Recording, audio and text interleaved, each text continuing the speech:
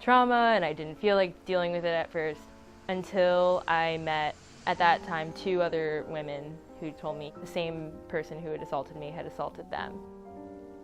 The school found a way to dismiss each of our 3 cases separately. My rapist still goes to my school and still is on campus.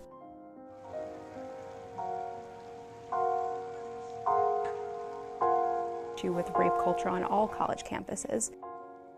There was a study that was done that shows that men on college campuses who are perpetrators are more often than not repeat offenders. The average number of people a perpetrator will sexually assault is 6, according to this study. So this isn't a random phenomenon. This isn't, this happens in an alley, this happens where there is a certain profile for what sexual assault looks like on a college campus, and that is why we need administrators to be open and transparent about that. Right now, their approach seems to be to ignore the problem, to try to deny students access to resources, to deny that it's happening.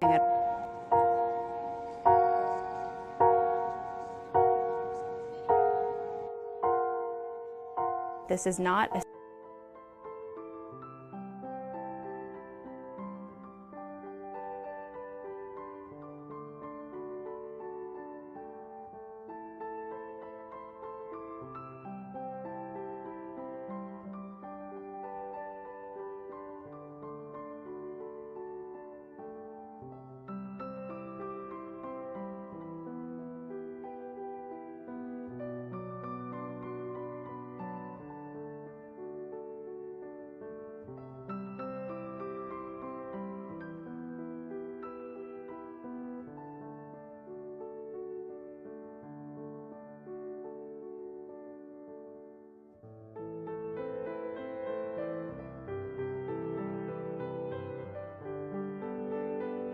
The locals call it Happy Valley, home to Brigham Young University and the Mormon lifestyle it reveres. But for some survivors of sexual assault, it's anything but happy.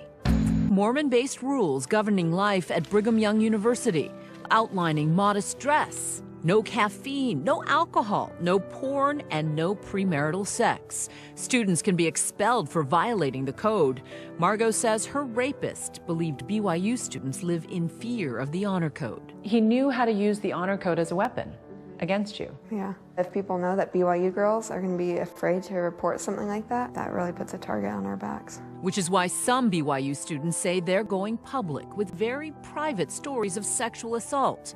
They say the school's honor code can shame some rape survivors into silence. Honestly, I was hoping that I wouldn't make it out of there. I felt so much shame. Literally, you wanted to die. Yeah.